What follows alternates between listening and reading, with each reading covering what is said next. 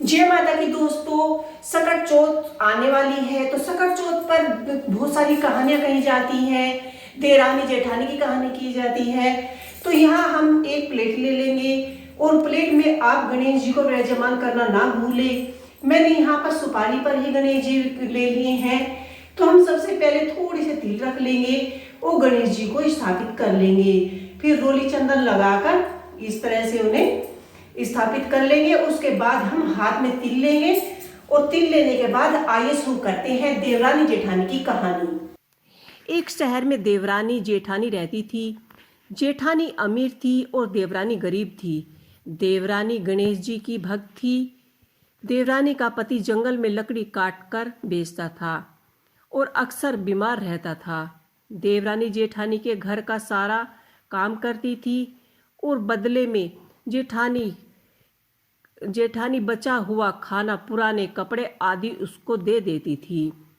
इसी से देवरानी का परिवार चल रहा था। माघ महीने में देवरानी ने तिलकुट का व्रत किया। 5 आने का तिलकुट व गुड़ लेकर तिलकुट बनाया। पूजा करके तिल चौथ की कथा की। तिल चौथ की कथा कहानी सुनी और तिलकुट छोके में रख दिया। सोचा कि चांद उगने पर पहले तिलकुट और उसके बाद ही कुछ खाऊंगी। कथा सुनकर वह जेठानी के यहाँ चली गई। खाना बनाकर जेठानी के बच्चों से खाना खाने को कहा तो बच्चे बोले, माँ ने व्रत किया है और माँ भूखी है। जब माँ खाना खाएगी हम भी तभी खाना खाएंगे। जेठ जी को खाना खाने को कहा तो जेठ जी बोले कि मैं अकेला नहीं खाऊंगा। जब चांद निकलेगा तब मैं सबके साथ ही खाना खाऊंगा। जेठानी ने उसे कहा कि आज तो किसी ने भी अभी तक खाना नहीं खाया, तुम्हें कैसे दे दूं? तुम सुबह सवेरे ही बचा हुआ खाना ले जाना। देवरानी के घर पर पति बच्चे सब आस लगाए बैठे थे कि आज तो त्योहार है, इसलिए कुछ पकवान आदि खाने को मिलेगा। परंतु बच्चों को पता चला कि आज तो रोटी भी नहीं मिली तो बच्चे रोने लगे। उसके पति को बहुत गुस्सा आया और कहने लगा कि सारा दिन काम करके भी 2 रोटी नहीं मिल सकती तो काम क्यों करना है। पति ने गुस्से में आकर पत्नी को कपड़े धोने के धोवन से मारा। धोवना हाथ से छूट गया तो पाटे से मारा। वह बेचारी गणेश जी को याद करती हुई रोती रोती पानी पीकर सो गई। उस दिन गणेश जी देवरानी के सपने में आए और कहने लगे, धोवने मारे पाटे मारे सो रही है यह या जाग रही है? यह बोल, कुछ सो रही हूँ कुछ जाग रही हूँ। गणेश जी बोले, भूख लगी है, कुछ खाने को दे। देवरानी बोली, क्या दूँ? मेरे घर में तो अन्न का एक दाना ने भी नहीं है। जेठानी बचा कुचा खाना देती थी, आज वह भी नहीं मिला। पूजा का बचा हुआ तिलकुट छीके में पड़ा है, वही खा लो। तिलकुट खाने के बाद गणेश जी ने बोले कि धोवने मारे पाटे मारे निमटाए लगी है, कहाँ निमटे? वह बोली कि यहाँ पड़ा घर, जहाँ इच्छा को वहाँ निमटा लो, जहाँ आपकी इच्छा हो वहीं निमटा लो। फिर गणेश जी बच्चों की तरह बोले कि अब कहाँ पहुँचूं, नींद में मगन। अब देवरानी को बहुत गुस्सा आया कि कब से तंग किए जा रहे हो, सो बोलो। मेरे सर पर छीका और कहाँ पहुँचोगे?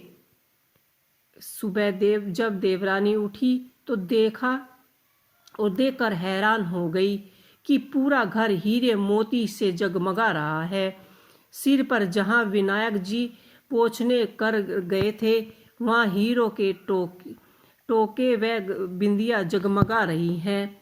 उस दिन देवरानी जेठानी के यहाँ काम करने नहीं गई।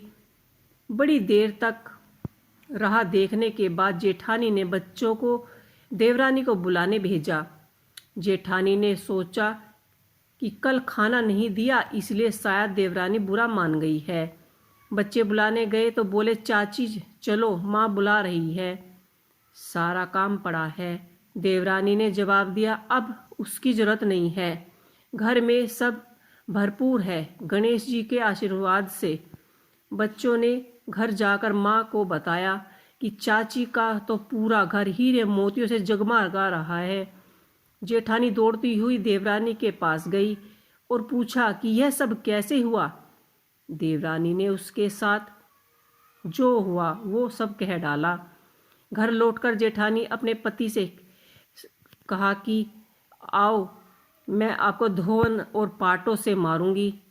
उसका पति बोला कि ऐसे भली मानस मैंने कभी तुम्हें पर एक हाथ नहीं उठाया, मैं तुम्हें धोवन और पाटों से कैसे मार सकता हूँ। वह नहीं मानी और जिद करने लगी और जबरन पति को उसे मारना ही पड़ा। उसने ढेर सारा घी डालकर चूरमा बनाया और छीके में रखकर सो गई।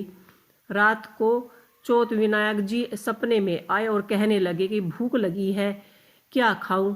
जेठानी ने कहा, हे गणेश जी महाराज, मेरी देवरानी के यहाँ तो आपने सूखा तिलकुट खाया था, मैं तो झरते घी में आपको चूरमा बनाकर आपके लिए छीके में रखा है, फल देना और मेवा भी रखा है, जो चाहो खा लीजिए। बाल स्वरूप गणेश जी बोले, अब निपटे कहाँ। जेठानी बोली, उसके यहाँ तो टूटी फूटी झोपड़ी थी, मेरे यहाँ तो कांच के महल है, जहाँ चाहो निपटा लो। फिर गणेश जी ने पूछा कि अब पोछूं कहाँ। जेठानी बोली कि मेरे ललाट पर बड़ी सी बिंदी लगाकर पोंछ लो। धन की भूखी जेठानी सुबह बहुत जल्दी उठी। सोचा कि घर में हीरे जवाहरात से भरा चमका हुआ होगा, तो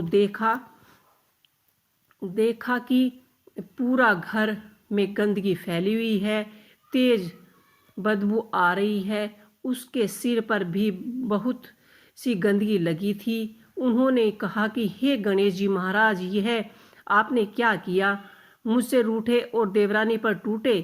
जेठानी ने घर की सफाई करने की बात बहुत कोशिश की, लेकिन गंदगी और ज़्यादा फैलती गई। जेठानी के पति को मालूम चला तो वह भी बहुत गुस्सा हुए और बोले कि तेरे पास इतना सब कुछ तो था, फिर भी तेरा मन नहीं भरा।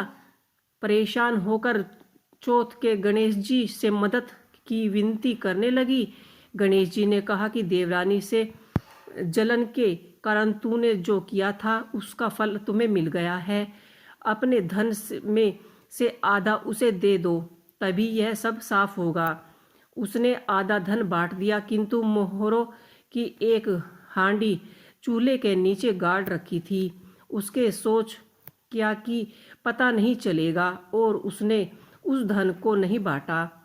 उसने कहा कि हे श्री गणेश, अब तो यह सब बिखरा हुआ समेट लो, पहले चूल्हे के नीचे गड़ा हुआ धन तो बांट लो, उसका हिस्सा भी बांटवारा कर लो।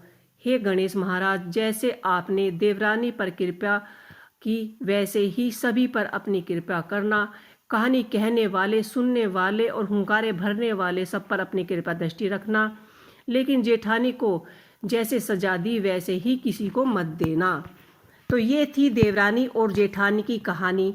आप लोगों को कैसी लगी मुझे कमेंट बॉक्स में लिख के अवश्य बताइएगा। जय श्री गणेश।